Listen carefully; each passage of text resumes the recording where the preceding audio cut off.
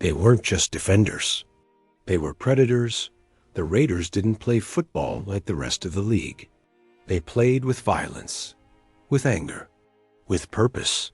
For decades, the NFL feared the silver and black, not just because they won, but because they hurt people. Quarterbacks flinched. Receivers hesitated. Even their own teammates knew. You didn't mess with the Raiders' defense. These weren't your average players. These were Hitmen, brutal, vicious enforcers who punished anyone who dared cross the line of scrimmage. Some you'll know, others, forgotten names who delivered bone-crushing hits and never got the spotlight they deserved. But all of them shared one thing. They struck fear into the hearts of opponents, and when you find out who made number one on this list, it might make your blood run cold. So stick around, because we're about to count down the 10 most brutal hitmen in Raiders history, the men who defined violence in football. This is History of Raiders. If you love old-school football and stories, the league doesn't want you to remember. Subscribe now and join the Raider Nation revival. Let's begin. Number 10. Greg Townsend, the relentless predator. Before we talk about legends like Tatum or Hendrix, we start with a man who quietly hunted quarterbacks and did it better than anyone else in silver and black. Greg Townsend wasn't loud. He wasn't flashy, but he was dangerous. With 109.5 sacks, Townsend is still the Raiders' all-time sack leader. Let that sink in.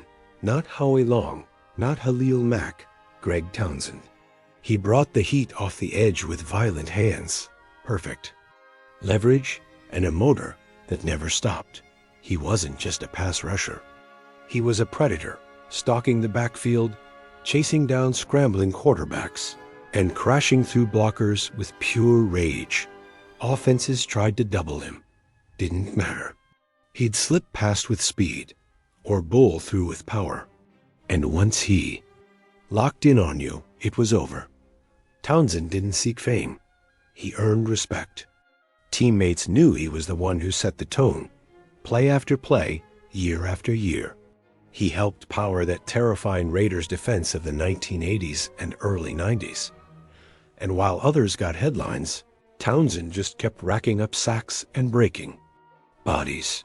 He played in 2 Super Bowls, won 1, and stayed a Raider through thick and thin. No drama, just violence. Today, few fans outside the nation remember him. But quarterbacks from that era, they never forgot the blur off the edge. Greg Townsend, the silent destroyer. Number 9, Reggie Kinlaw, the underrated enforcer. Reggie Kinlaw didn't look like your typical defensive tackle at just over 250 pounds. He was undersized for the brutal world of the trenches. But once the ball was snapped, size didn't matter. Explosion, leverage, violence, that's what defined Kinlaw. He wasn't built to tower over guards. He was built to blow past them. Kinlaw had a lightning-fast first step. Before most linemen could react, he was already in the backfield, crashing the pocket, collapsing plays. He didn't chase sacks for glory. He destroyed timing and rhythm, forcing quarterbacks into panic and running backs into chaos. Teammates loved him for one reason. He did the dirty work. He occupied blockers, took on double teams, and still found ways to disrupt. He may not have piled up big numbers, but his presence made life easier for Hall of Famers like Howie Long and Ted Hendricks. Kinlaw was a disruptor, plain and simple. He didn't have the frame, but he had the heart of a warrior and the mentality of a brawler. His hands were quick, his pad level was perfect, and his motor? Endless offenses tried to run away from him. That didn't work. They tried to push him around. That failed too. Because Reggie Kinlaw didn't back down, he stepped up. He anchored. The line with a mean streak that defined what Raiders defense was all about. Relentless effort. Controlled fury. No excuses in a franchise known for big names and bold personalities. Kinlaw was the underrated enforcer. He wasn't there to be famous. He was there to make your offense suffer. Number 8, Howie Long, Relentless power. There was no finesse. No dancing around the line. With Howie Long, it was always straight through you. A defensive end with a rare combination of technique and pure power. Howie Long didn't just play football, he dominated it. Every snap was a war, and he was built to win it. Long became famous for his bull rush, that brutal, unstoppable move that collapsed pockets and broke wills. He didn't need tricks. He didn't need deception. He relied on perfect hand placement, relentless footwork, and raw, bone-snapping strength. He was a thinking man's warrior, always watching, always adjusting. But once he locked in on his target, there was no stopping the destruction. Quarterbacks dreaded facing him. Running backs had nowhere to hide when the edge closed. Offensive linemen? They left bruised, humiliated, and exhausted, if they were lucky. Howie wasn't just a pass rusher. He was an all-around menace. He stuffed the run. He blew up screens. He tracked down plays across the field like a man possessed. What made him terrifying wasn't just the power, it was the precision. Every move had purpose. Every step brought violence. Opponents felt his presence before the snap. The way he crouched into his stance. The way he stared through helmets. It was intimidation. By design, and it worked. Even in a locker room full of chaos and characters, Howie Long stood out. Not for being loud, but for being ruthless. He was a cornerstone of the Raiders' most feared defenses, a relentless engine of pain and pressure. And every offense that faced him learned one thing quickly. You don't stop Howie Long. You survive him. Number 7, Bill Romanowski, the unhinged Punisher. You didn't line up across from Bill Romanowski without feeling it in your gut. He wasn't just a linebacker. He was a storm in pads, a walking threat of violence. Romanowski played with a level of intensity that blurred the line between fierce and flat-out unhinged. And that's exactly what made him a perfect fit in silver and black by the time he arrived in Oakland in 2002. Romanowski had already earned a reputation. Cheap shots, trash talk, late hits, suspensions. He brought it all, and brought it proudly. But the Raiders didn't want clean. They wanted chaos. And Romanowski delivered. He was the spark of madness in the middle of a defense that fed on fear. He hit with his entire body, launching like a missile, punishing ball carriers, finishing tackles with spite. Every collision had intent. Every play was a fight. Opponents hated him.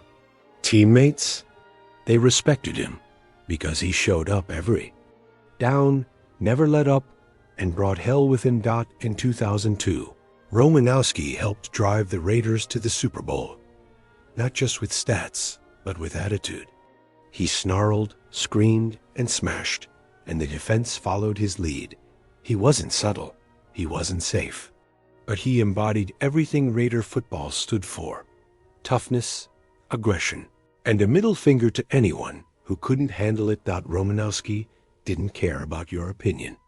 He cared about domination. Love him or hate him.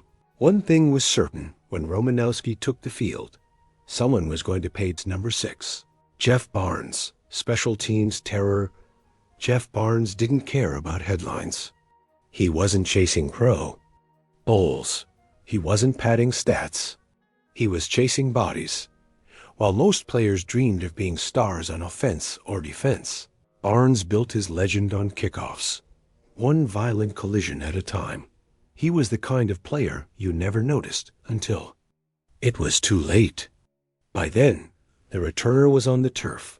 The ball was jarred loose, and Barnes was walking away like nothing happened. That was his style, silent brutality. Every kickoff was a war zone, and Jeff Barnes was the first missile off the line. Fear, no hesitation, just raw power and controlled rage. He wasn't the biggest guy on the field, but he hit like he was made of steel. You could hear it. Helmets cracking, pads thumping. The sound of Barnes making contact echoed across. The stadium opposing teams learned quickly. Don't test number 56 on special teams. You won't like how it ends. His teammates loved him, not just because he made plays, but because he set the tone. He was the kind of Raider who reminded the other side this wasn't a game, this was a fight. Barnes may not have the name recognition of Tatum or Hendrix, but in the locker room, he was feared and respected all the same. When the Raiders needed energy, when they needed fire, when they needed someone to shake the stadium, they sent out Jeff Barnes, and like clockwork, he delivered pain. Number 5, George Atkinson, the assassin's shadow. George Atkinson wasn't just a safety. He was a warning shot. He lined up in the secondary, but he hit like a linebacker. And when you saw him creeping toward the line, it wasn't for coverage. It was for destruction. While Jack Tatum got most of the headlines, Atkinson was always right there, the other half of the most feared safety duo in NFL history. If Tatum was the assassin, then Atkinson was the shadow that followed every hit. Opposing offenses had no peace. Cross the middle? Atkinson would remind you, with force, why that was a mistake. The moment that cemented his legacy came. In 1976, Monday Night Football, Steelers versus Raiders. Lynn Swann leapt for a pass, and Atkinson clotheslined him out of the air. The hit was brutal, controversial, and unforgettable, triggered a war of words. Steelers coach Chuck Noll called Atkinson part of a criminal element. The NFL investigated, but the Raiders, they backed him because George Atkinson was everything they stood for. He wasn't dirty. He was punishing. He didn't take cheap shots. He made statements. Atkinson knew his role: intimidate, punish, repeat. His job wasn't just to defend, it was to break rhythm, break spirits, and sometimes break bones. He played like he was built from barbed wire, gritty, sharp, and dangerous to the touch. And while the league tried to rein him in, the Raiders let him off the leash. Atkinson may never get the same spotlight as Tatum, but ask any receiver from the 70s who they feared, and they'll whisper the name George Atkinson with a wince. Number 4, Lyall Alzado, controlled fury. Lyall Alzado didn't play football. He unleashed it. He was a storm in shoulder pads, unpredictable, violent, and loud. The moment he stepped on the field, the mood changed. You could feel it, the tension, the fire, the fear. Alzado had a rare mix of strength and rage that made even the toughest linemen second-guess their stance. His eyes told the story, wild, burning with energy. He wasn't just trying to beat you. He wanted to break you. There's a reason teammates called him unpredictable. In one game, Alzado tore off an opposing lineman's helmet and hurled it across the field. No hesitation, no regret. It was pure emotion boiling over, and that's how he played every down. But there was more to Lyall than violence. He had heart. When he joined the Raiders in the early 80s, many thought he was finished. Instead, he helped lead them to a Super Bowl victory in 1983, becoming a symbol of redemption through rage. He fit the Raider mold perfectly. Al Davis loved his edge. The fans loved his madness. And opponents? They feared the snap because when it came, so did Lyall. He wasn't a technician. He was a force. Sometimes undisciplined, always dangerous.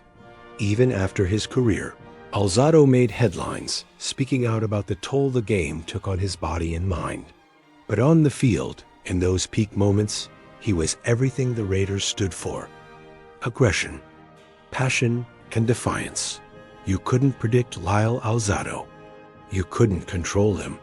You could only survive him. Number 3, Ted Hendricks. The Mad Stork Strikes. Ted Hendricks didn't look like your typical enforcer. He was tall, almost awkward-looking, a 6 feet 7 inches skeletal figure they called the Mad Stork. But beneath that wiry frame was a relentless, violent force that confused, terrified, and dominated offenses. Hendris didn't just hit you. He hit you with flair. Karate chops to the ball, arms flailing through passing lanes, towering leaps. To block kicks. He was chaos in cleats, with the IQ of a chess master and the mindset of a predator. He started as a Baltimore Colt and Green Bay Packer, but it was in silver and black where Ted became something darker, more dangerous. Paul Davis knew exactly what he was unleashing, and he loved it line up against him. And you'd never know what was coming. Blitz, drop back, slash through the backfield and tear down your quarterback with those long, strangling arms. He could do it all, and usually did. Ted once blocked 25 kicks in his career, an absurd, almost mythic number. Coaches couldn't scheme around him. He was too strange, too smart, too unpredictable, and that's what made him brutal. Not just his hits, but his ability to dismantle an entire game plan with one chaotic move. He wore a neck roll and wild eyes. He played with madness, but also with method. You couldn't outthink him. You couldn't out-tough him. Teammates respected him. Opponents feared him. And fans? They stared in awe as the Mad Stork flew in for the kill. Number 2, Lester Hayes, the sticky nightmare. Lester Hayes didn't just cover receivers. He devoured them. Lined up across from a wideout, Hayes wasn't thinking coverage. He was thinking destruction. His bump and run style wasn't just physical. It was punishing. Every snap was a street fight, and he made sure you felt it. Yes, people remember the stickum, the gooey substance he used to coat his arms, hands, even parts of his uniform. But the real fear came not from what was on his body, but what was in his eyes. Laser focus, aggression, intimidation. Lester played corner like a linebacker and hit like 1-2 in the late 70s and early 80s. He turned the line of scrimmage into a battlefield. Receivers barely got off it without being shoved, slammed, or stunned. And if they dared to cross the middle, Lester was waiting, with shoulders that cracked ribs and hits that erased roots. In 1980, he led the league with 13 interceptions. But it wasn't just the numbers that scared people. It was how he earned them. He beat receivers into submission, then took the ball. Quarterbacks stopped throwing to his side. Coaches redesigned routes to avoid him. He wasn't just locking people down, he was breaking them down. Lester Hayes was a one-man reason the NFL changed its rules. His bump and run was so violent, they had to legislate it away. He didn't apologize. He didn't back off. He was the embodiment of what made the Raiders hated, feared, and loved. Sticky hands? Sure, but it was those violent jams and savage coverage that made him a nightmare, one that still haunts wideouts decades later. Number 1, Jack Tatum, the assassin who redefined fear. There are hard hitters. And then there was Jack Tatum. He wasn't just feared. He was legendary for it. Every receiver who lined up across from him knew what was coming. And if they didn't, they learned fast. They called him the assassin, not just for his bone-crushing hits, but for the cold, calculated way he delivered them. He didn't just tackle. He punished, helmet to chest, shoulder to chin. Hits that made crowds gasp and left opponents broke. In 1978, during a preseason game, Jack Tatum collided with Patriots receiver Darryl Stingley. The result, Stingley was paralyzed for life.